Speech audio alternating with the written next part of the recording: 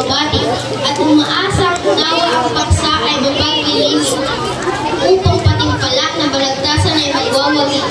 Paksang aking nilalatag, pakuwari mahalaga dahil ang pagtatan ng ating mga makata ay kung anong wika ba ang magiging wikang panlahat. Wikang Pilipino ba o ang ating linggo franca? Kaya ito nakaliwas ay ngayon nag-aandaya ng dalawang magbibigkas na mahusay at talaga upang pagtanda ng paksang aking itinalaga. Ang hiling ko lang ay palakpakan silang dalawa para harapin ang suriyan ng pagpasya. Ako ay isang bata kay Mamerkis na nagpupuri. Sige na. Sige na, continue. Naniniwala ang wikang Filipino ang inimikini. Upang bawat Pilipino ay magkakaisa lagi. Lahat ng hangar ng mga damdaming sumisidhi. Ngayon, naglabas ang kayo. Sa pagtasang ito, magilig ang sumasamo. Gamit ang witches mula sa tinagis namin.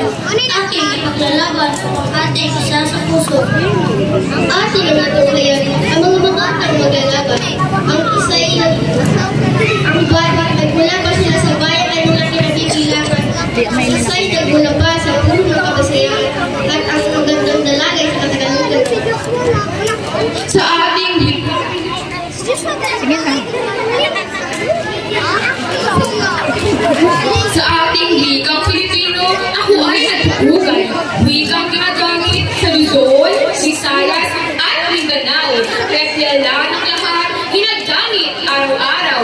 Kahit saan ka magpunta, siya'y magsisilbing anglaw.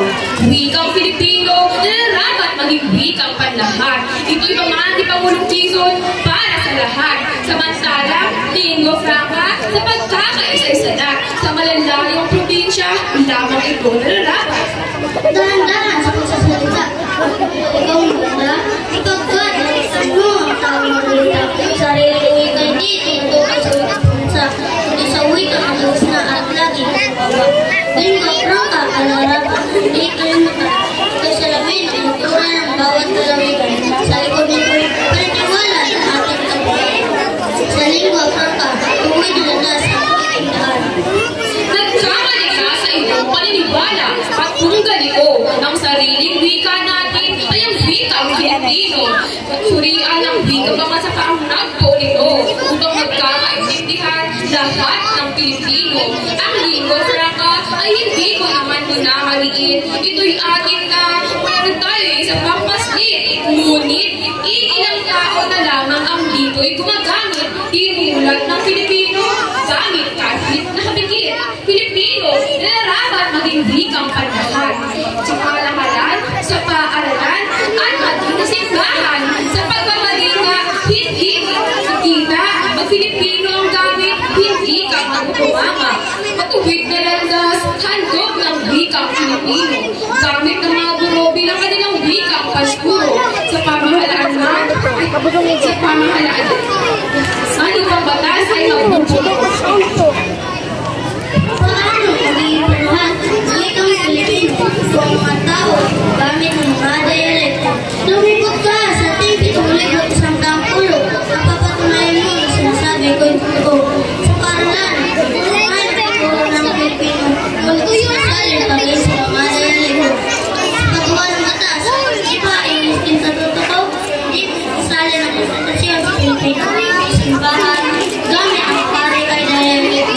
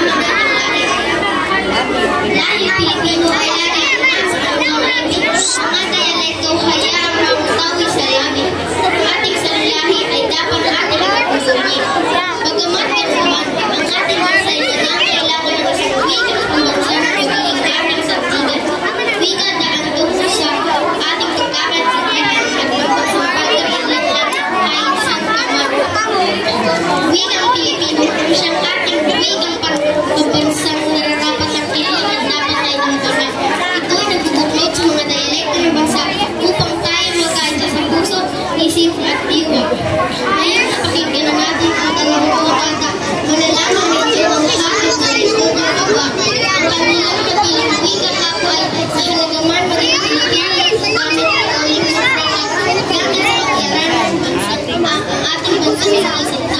Okay.